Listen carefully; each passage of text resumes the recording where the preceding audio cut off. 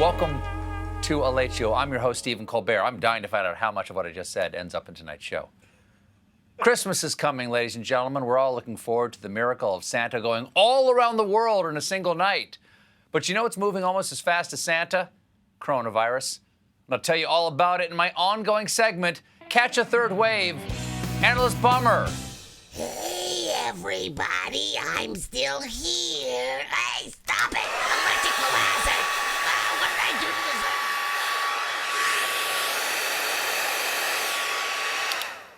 I think I was a little late. Over the weekend, U.S. COVID-19 hospitalizations hit another record high, which is why we all need to protect each other by staying home, where you can sit alone on your couch and hit a record high.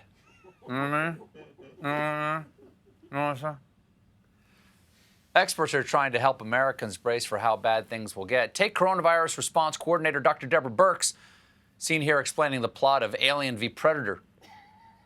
Birx appeared on the Meet the Press yesterday and said that the winter surge would be the worst event in U.S. history. So sorry, Celebrity Imagine Video. Your time atop the throne is over. Out, brief candle. Now, one major difference is with the other most tragic events in American history. Back then, you didn't have a big chunk of the population saying it's a hoax. I mean, for Pete's sake, today, December 7th, is the anniversary of Pearl Harbor, and you never heard FDR say this. December 7th, 1941, a date which will live in infamy. Because the Japanese Air Force is a hoax. It's all a plot by the Vanderbilts to implant telegraph wires in your brain. One of the latest people affected is the president's lawyer, Rudy Giuliani, seen here pinching out a closing statement. Yesterday, we learned that Giuliani tested positive for coronavirus. Okay, for a man his age, it is a troubling diagnosis, but I have no doubt he will get the same top-notch medical care the president did. Plus, you know Rudy will stay hydrated. He drinks so many fluids, they leak out of his skull.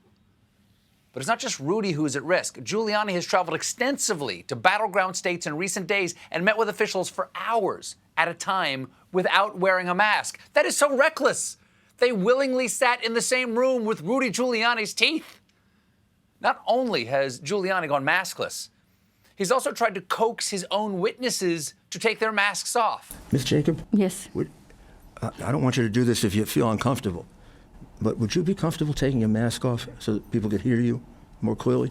Can you hear me now? Not clear. Can everyone hear it clearly? We can hear it, folks. We can hear you. Okay. Are you sure you don't want to take your mask off? It just feels better without it. The mask kills all the sensation. Look, I bought you dinner. At least let me see your nostrils. No? No? Shaking your head? I think it's a perfectly fine metaphor. Typhoid Rudy is such a disease vector that the Arizona legislature is closing for a week after he spent 2 days with maskless GOP lawmakers. So, for just a partial list of Rudy's achievements since the election, he has lost 48 lawsuits. He melted on camera. He farted in court. He got COVID, and he shut down a state legislature. The only thing more embarrassing would be if he married his own cousin. He what? Oh, but that's okay. Despite... I want to keep talking. Now we've got a short time frame. Despite his lawyer's serious illness, the president has vowed to continue the fight against democracy, and I'll give you the latest in my unfortunately ongoing segment. Ass clown racists sing this song, coup d'etat, coup d'etat. Ass clown fascist loves Kim Jong, I will not go away. The road from the White House. There's been yet another huge blow to the president's coup attempt because just hours ago, Georgia recertified its presidential election results, once again finding Joe Biden as the winner following 3 counts of ballots. Well, like the saying goes, third time's the same as the first and the second time, only much more humiliating. Don't feel left out, Mr. President. Biden may have won the peach state, but you got impeached, and that'll never go away. But it's the moment the president has been dreading. To try to keep this from happening, this weekend, the president called Georgia governor and Dennis Quaid with water damage, Brian Kemp. The president pressed Kemp to call a special session of the state legislature for lawmakers to override the results of the election and instead appoint electors who would then back the president at the Electoral College. I'm going to say this is a rough time for those who have been insisting that he's not really an autocrat. Because let's be clear here, if you throw out the votes, that's the end of democracy. It's a short walk from do us a favor, though, to make me Mussolini, bro. Thankfully, Kemp declined the president's request. Well, that's understandable. Atlanta's already burned once. They're good. Later that night, the president went to Georgia for a MAGA rally, and while he complained about the election, he insisted it's not just about him. We're all victims. Everybody here, all these thousands of people here tonight, they're all victims, every one of you. And they're packed together at a rally not wearing masks. So if any of them aren't victims now, just wait 3 to 5 days. Then the sore loser tried to convince us that he's only being a sore loser because he didn't lose. And I have to say, if I lost, I'd be a very gracious loser. If I lost, I would say I lost, and I'd go to Florida, and I'd take it easy, and I'd go around, and I'd say I did a good job. As opposed to how he spent his presidency, going to Florida, taking it easy, and saying he did a good job. But no MAGA rally would be complete without one truly stupid ramble. Who does cucumbers around here? Because I like cucumbers. I'm the only one. I like cucumbers. Come on! At this point, he's just testing what they'll applaud, because the only thing dumber than him bragging that he's the only one who loves cucumbers is the audience cheering for cucumbers. Woo! Yeah! Cucumbers! Woo! They make pickles. Chop them up. Chop them up. I relish it. The president, I'm sweating right through this. Look at that. The president was supposedly in Georgia to help the Republican senatorial candidates in their upcoming runoff elections, but he didn't seem that enthusiastic about them. You know, I don't do these things for other people. I don't like doing it for other people. I said, David and Kelly called, would you do a rally? I said, not really. I did 56 of them. Kind of harsh. And also his answer to, do you take this woman to be your lawfully wedded wife? Not really. I did 56 of them. These were incredibly close races in the general election. So the January 5th runoff is really going to come down to voter turnout. And the president wanted to make sure that all of his followers knew what day to show up. Everything that we've achieved together is on the line on June 5th. That's right. You listen to your president. He's never wrong. You must vote on June 5th. For the rest of you, you might want to find out the actual election date at betterknowaballot.com/GA. The candidates in both runoff elections debated last night.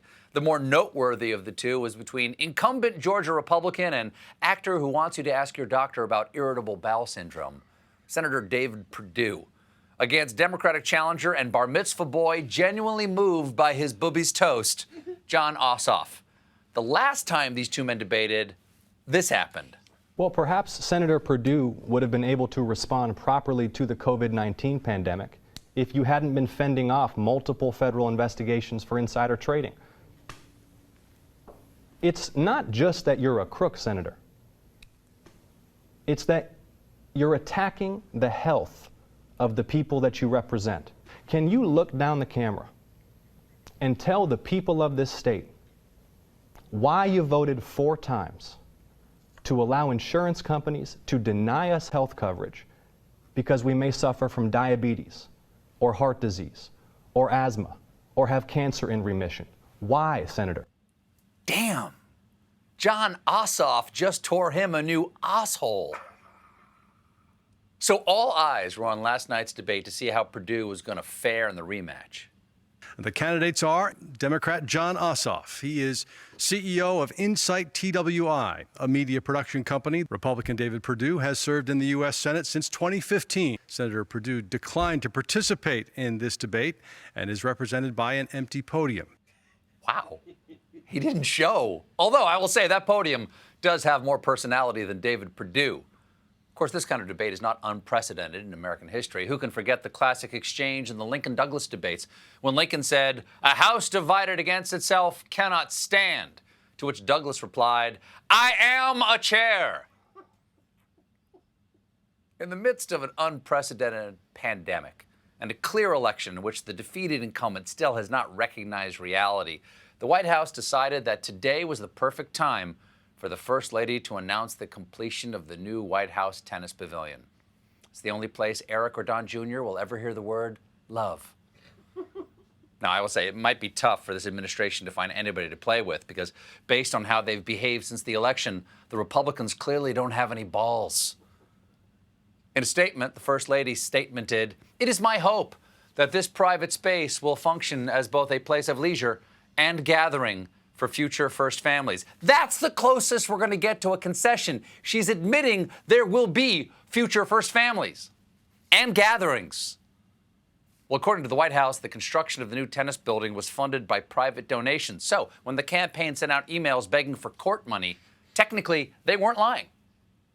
Now, if you watch the show, and I hope you do, you might notice that I occasionally criticize this White House. But I'm honestly excited for this tennis thing because it gives me yet another reason to show this photo.